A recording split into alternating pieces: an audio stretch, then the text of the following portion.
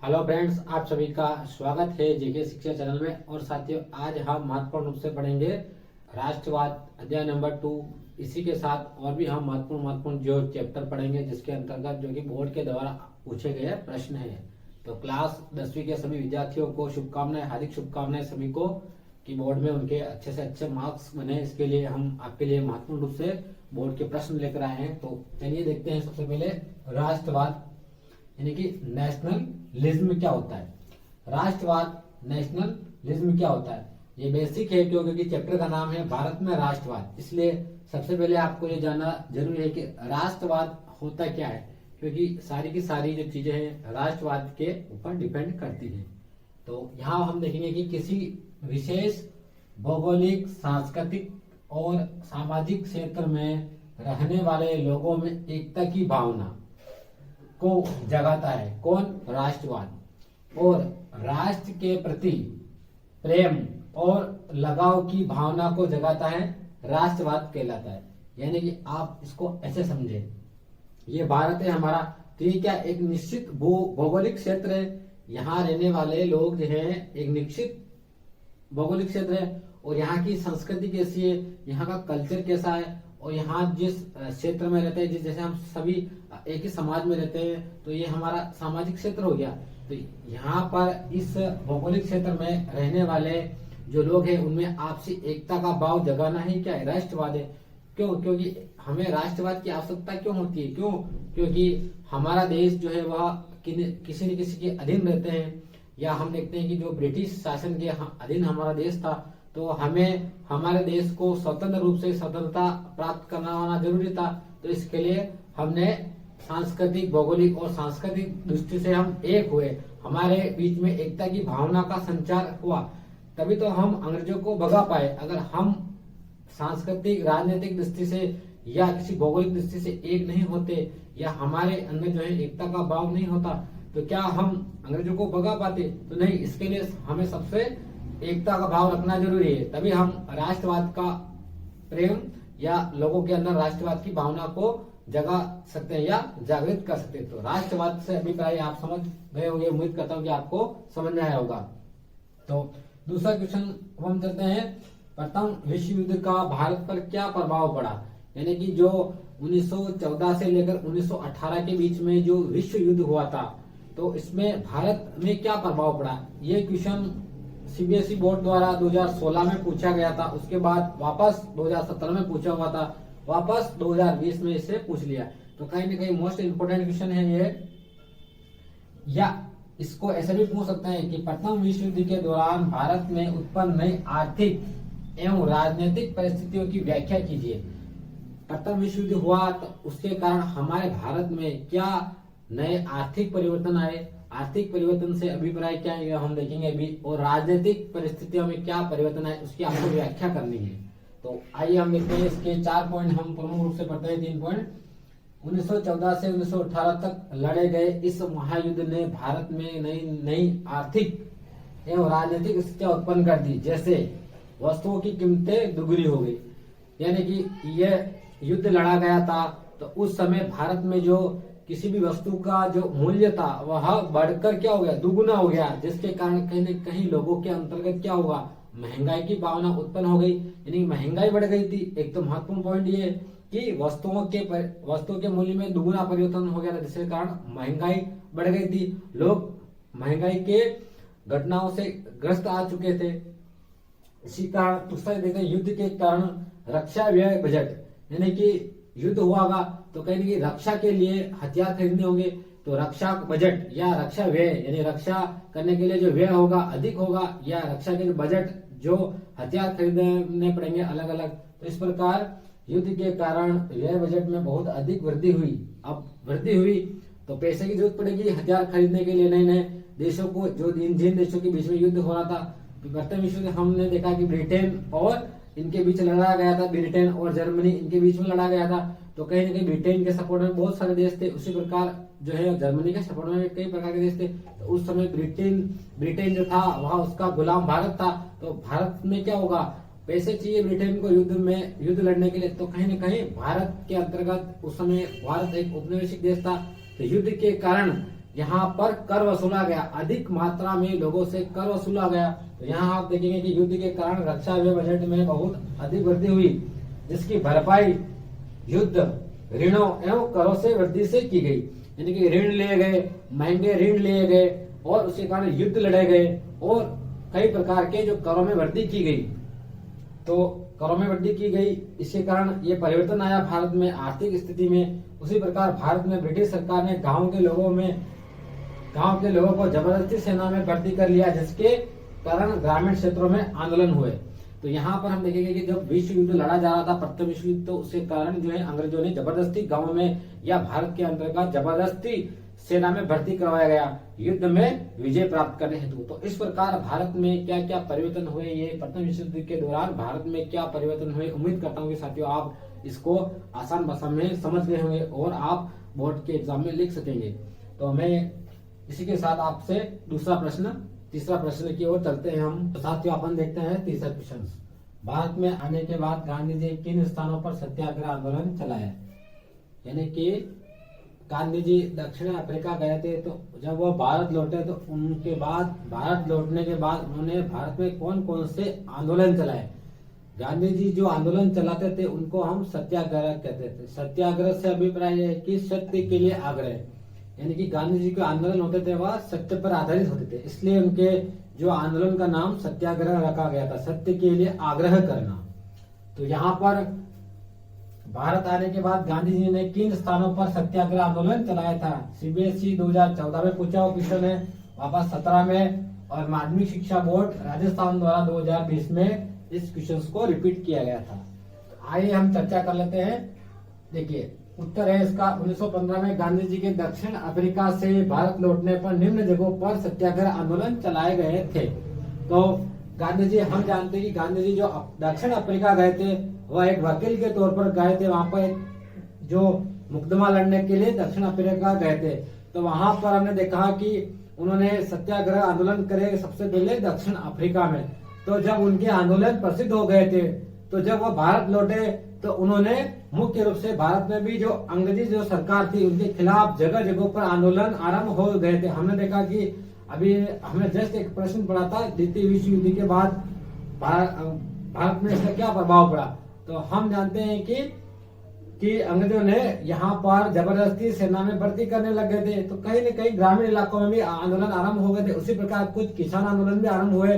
तो यहाँ पर हम देखेंगे कि गांधी जी का प्रथम क्षेत्रीय आंदोलन कह सकते हो या सत्याग्रह कह सकते हो या चंपारण आंदोलन 1917 में हुआ था।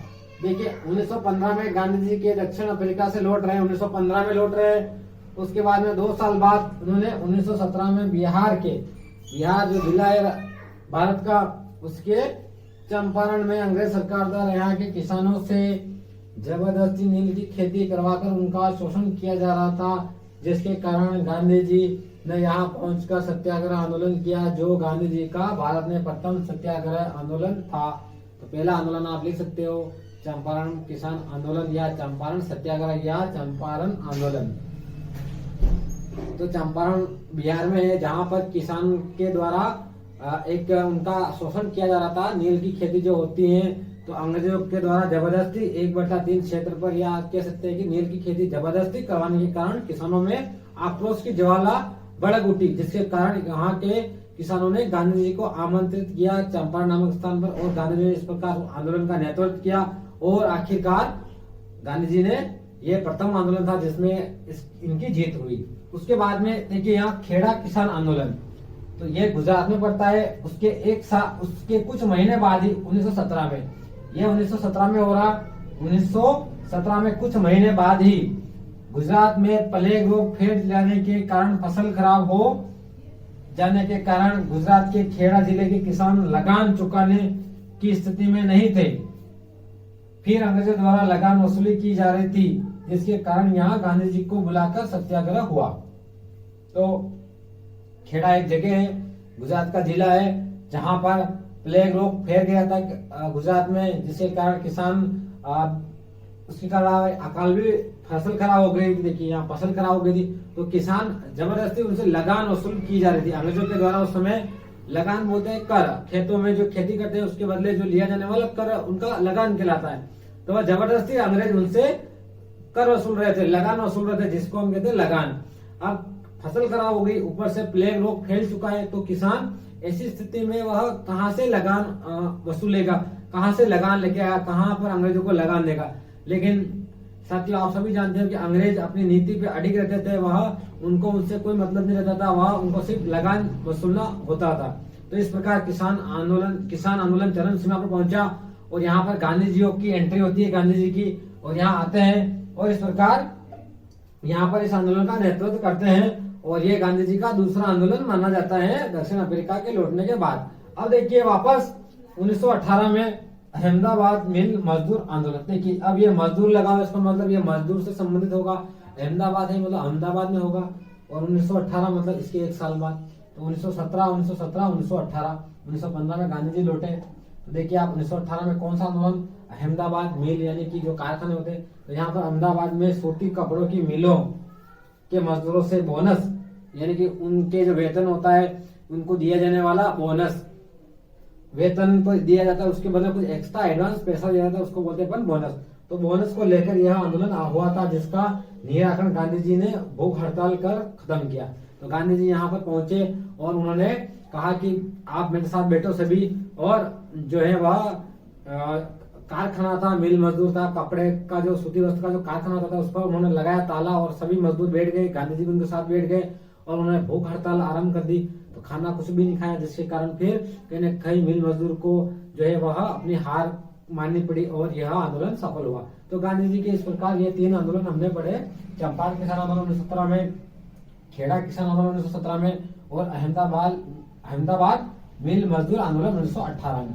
तो साथियों मैं उम्मीद करता हूँ साथियों आपको ये समझ आया होगा आसान भाषा में, सहज भाषा में, और आप इसको समझ गए होंगे।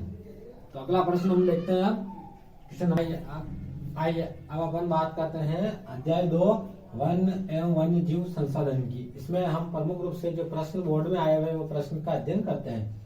देखिए पहला प्रश्न है, वन एवं वन्य जीवों का संरक्षण क्यों आवश्यक है। आरबीसी 2015 में पूछा हुआ है, Rajasthan board of secondary education 2015 में पूछा हुआ ये प्रश्न है कि हम जो वन है और वन्य जीव के संसाधनों का संरक्षण क्यों आवश्यक है। क्या कारण कि हम वन को बचाते हैं, वन्य जीव पक्षियों को बचाते हैं, इसके क्या कारण है, क्या उद्देश्य है, वही उनको बचाना, यही संरक्षण कहलाता है। तो यहाँ पर देखिए वन एवं वन्य जीवों के संरक्षण से पारिस्थितिकी विविधता बनी रहती है। पारिस्थितिकी का मतलब है कि हमारे चारों ओर का जो वातावरण है वह पर्यावरण का संतुलन बना रहे, विविधता बनी रहे, कि पेड़ पौधे पशु पक्षी इन सभी का जो वातावरण एक जैसा बना रहे, और उनमें जो विविधता है, अलग अलग तरह के पेड़ पौधे, अलग अलग तरह के जीव जंतु है, वह आपसी तालमेल बनाए रखे और उनका अस्तित्व बना रहे। इसके लिए इनका संरक्षण आवश्यक है तथा हमारे जीवन के मूलभूत संसाधन जैसे जल, वायु, मृदा आदि बने रहे। अगर ये कट जाएंगे, वन नहीं बचेंगे, पशु पक्षी नहीं बचेंगे, तो बादल में बरसात नहीं हो पाएगी, जल नहीं हो पाएगा पृथ्वी पर, और वायु का अस्तित्व नहीं रहेगा। उसी प्रकार मृदा, पेड़, अगर पेड़ कटते रहेंगे तो मृदा का अपरदन होता रहेगा, मृदा एक स्थान से हटकर दूसरे स्थान पर चली जाएगी, जिसके कारण जीवन अस्त व्यस्त हो जाएगा। तो ये सारी तमाम जो चीजें हैं, ये विविधता, ये विभिन्न जातियों में बेहतर जनन के लिए वनस्पति और पशुओं में जीन्स विविधता को भी संरक्षित करते हैं। मनुष्यों के साथ साथ यह विभिन्न प्रकार की जो प्रजातियां पाई जाती है पशु पक्षी की, उनमें बेहतर जनन के लिए, उनके अच्छे बेहतरीन जनन के लिए तथा वनस्पति और पशुओं में जीन्स की विविधता को भी संरक्षित करते हैं। अलग अलग प्रकार के जो जीव की उत्पत्ति, उसके लिए ये प्रमुख रूप से उत्तरदायी होते हैं, वन और वन जीव संरक्षण। तो हमें भी इन जो पृथ्वी पे है उन तमाम पेड़ पौधों को बचाने का संकल्प लेना चाहिए। तो इसी के साथ साथियों दूसरा प्रश्न पढ़ते हैं, वन्य जीवों की सुभेद जातियों पर टिप्पणी लिखी है। ये आरबीसी 2023 में पूछा हुआ क्वेश्चन है। अभी हाल ही में 2023 में जो एग्जाम हुआ था उसमें पूछा हुआ है कि सुभेद जातियां, देखिए ऐसी कौन सी प्रजातियां हैं, ऐसे कौन से जीव है जो अभी लुप्त होते जा रहे हैं, यानी उनका अस्तित्व खत्म होते जा रहा है, वह पृथ्वी पे कम मात्रा में पाए जाते हैं। तो वह उस प्रकार की जातियां, विलुप्त प्रकार की प्रजातियां पाई जाती है, जिनको अपन बोलते हैं सुभेद जातियां। तो देखिए यहाँ पर जब किसी वन्य प्रजाति की जनसंख्या इतनी कम हो जाए कि उससे लुप्त होने की प्रबल संभावना हो जाए, यानी कि ऐसी वन्य प्रजाति की संख्या कम होती जाए, ऐसी संभावना हो जाए कि वह बिल्कुल विलुप्त हो जाए, उसके विलुप्त होने की संभावना हो जाए, विलुप्त होने समाप्त, तो उसे सुभेद प्रजाति कहते हैं। जैसे चीता, हम देखते हैं कि चीता आजकल बहुत कम देखने को मिलते हैं। उसी प्रकार नीली भेड़, तो उनका अस्तित्व धीरे धीरे खत्म होता जा रहा है। तो इस प्रकार ये इनका सुभेद प्रजाति कहलाती है या जीव जंतु कहलाता है। डॉल्फिन, ये एक प्रकार की मछली है जो कि सिर्फ गंगा की नदी में, गंगा जो नदी बहती है उसमें पाई जाती है, जो कि पानी को बिल्कुल शुद्ध कर देती है। तो डॉल्फिन जो जीव है वह उनकी संख्या कम होती जा रही है। उसी प्रकार एशियाई हाथी और जिराफ, और जिराफ तो हम देखते हैं कि विलुप्ति हो चुके हैं। तो साथियों यहाँ पर ये जो है ये सभी जो प्रजातियां कहलाती है सुभेद जातियां, जो कि बिल्कुल भी अब समाप्त होने की कगार पर है। तो इस प्रकार की जातियां हैं वह कहलाती है सुभेद जातियां। भारत में प्रोजेक्ट, तीसरा प्रश्न है, भारत में प्रोजेक्ट टाइगर के शुरू होने के 2 उद्देश्य क्या थे? दो आरबीसी 2012 में पूछा हुआ प्रश्न है। यानी कि जो टाइगर प्रोजेक्ट परियोजना चली हुई है भारत में, उसका क्या उद्देश्य है, उसके 2 उद्देश्य आपको बताने हैं इसमें। तो यहाँ पर भारत में प्रोजेक्ट टाइगर परियोजना की शुरुआत 1973 से मानी जाती है, 1973 से इसकी शुरुआत मानी जाती है। इसके 2 प्रमुख उद्देश्य निम्न है। पहला उद्देश्य भारत में बाघों की तीव्र गति से गिरती संख्या पर अंकुश लगाकर उनकी संख्या में वृद्धि करनी। हम देखते हैं कि अभी जो बाघ हैं उनकी जनसंख्या कम हो रही है, तो उनकी विलुप्त हो रही संख्या को बचाना और उसके उनमें वृद्धि करना, तो यह इसका मूल उद्देश्य इस टाइगर परियोजना का। दूसरा उद्देश्य है बाघों की खाल एवं हड्डियों के अवैध व्यापार पर रोकथाम। तो बाघों के जो खाल होती है, उनकी जो हड्डियां होती है, कई तमाम तरह की उनसे वस्तुएं बनाई जाती है जो कि महंगे भाव पर अंतर्राष्ट्रीय व्यापार इनका किया जाता है। तो इस कहीं न कहीं इस पे रोकथाम लगे, इसके लिए परियोजना आरंभ की गई थी भारत सरकार के द्वारा। तो इसकी शुरुआत 1973 से मानी जाती है। तो ये जो साथियों हमने पढ़े प्रश्न वन जीव संसाधन के प्रमुख प्रश्न है साथियों। उम्मीद करता हूँ कि आपको सहज भाषा में समझ आ गए होंगे। तो इस प्रकार हम और देखते हैं प्रश्न, आगे की चर्चा करते हैं। अब बात कर लेते हैं अपन अर्थव्यवस्था के क्षेत्र। तो भारतीय अर्थव्यवस्था में जो क्षेत्रक का क्या महत्वपूर्ण योगदान है? 3 क्षेत्रक होते हैं, प्राथमिक क्षेत्रक, द्वितीय क्षेत्रक और तृतीय क्षेत्रक। तो उसमें देखिए पहला प्रश्न है प्राथमिक क्षेत्रक किसे कहते हैं? आरबीएसई 2015 में पूछा हुआ है, फिर 2018 में पूछा हुआ है, फिर 2023 में भी आ गया है। तो 3 बार क्वेश्चन आया हुआ है, तो इसलिए कहीं ना कहीं अहम हो जाता है, मोस्ट इम्पोर्टेंट क्वेश्चन हो जाता है। देखिए प्राथमिक क्षेत्रक किसे कहते हैं? जब हम प्राकृतिक संसाधनों का प्रयोग करके किसी वस्तु का उत्पादन करते हैं तो उसे प्राथमिक क्षेत्रक कहते हैं। प्राकृतिक संसाधन, अब प्राकृतिक संसाधन क्या होते हैं ये आपको जानना जरूरी है। जैसे कि हम कृषि करते हैं तो एक प्रकार से प्राकृतिक संसाधन हो गए। तो इन प्राकृतिक संसाधनों का प्रयोग करते हुए हम जो उत्पादन करते हैं उसे हम क्या कहते हैं? प्राथमिक क्षेत्रक के अंतर्गत प्राथमिक क्षेत्रक कहते हैं। देखिए हम इनमें विभिन्न प्रकार की आर्थिक क्रिया सम्मिलित होती है, जैसे कृषि और प्राकृतिक संसाधन है। कृषि में क्या है? प्राकृतिक चीजें होती है, हम भूमि पर करते हैं कृषि, तो प्राकृतिक संसाधन है। उसी प्रकार पशुपालन, प्रकृति के द्वारा निर्मित, मत्स्य पालन, खनन, संग्रहण, मुर्गी पालन। तो ये तमाम जो क्षेत्रक है आर्थिक गतिविधियां, इनमें जो आर्थिक गतिविधियां होती है वह प्राथमिक क्षेत्र के अंतर्गत आती है। तो यहाँ आप मोस्ट इंपोर्टेंट है ये कि जैसे आपसे ये भी क्वेश्चन पूछ सकते हैं कि मत्स्य पालन कौन से क्षेत्र में आता है? प्राथमिक क्षेत्र या द्वितीय क्षेत्र या तृतीय क्षेत्र। उसी प्रकार खनन कौन से क्षेत्र में आता है? संग्रहण किस कौन से क्षेत्र में आता है? मुर्गी पालन कौन से क्षेत्र में आता है? तो ये अभी कृषि, पशुपालन, मत्स्य पालन, खनन, संग्रहण, मुर्गी पालन, ये सारे प्राथमिक क्षेत्र के, तो ये सारे प्राथमिक क्षेत्र के अधीन आते हैं। दूसरा प्रश्न देखते हैं, तृतीय क्षेत्र की किन्हीं 2 गतिविधियों के नाम लिखिए। तो ये प्राथमिक क्षेत्र, ये जो है वह प्राथमिक क्षेत्र की गतिविधियां हैं, जबकि ये द्वितीय क्षेत्र की गतिविधियां पूछा है इस प्रश्न में, जो कि 2019 में प्रश्न आया हुआ है। तो यहाँ पर द्वितीय क्षेत्र की किन्हीं 2 गतिविधियों के नाम लिखिए। तो हम 2 नहीं, हम 4 लिखेंगे। देखिए यहाँ पर परिवहन जो है तृतीय क्षेत्र की गति है। उसी प्रकार बैंकिंग, संचार, व्यापार। तो परिवहन, बैंकिंग, संचार, व्यापार, ये सारी क्या है? तृतीय क्षेत्र की गतिविधियां है।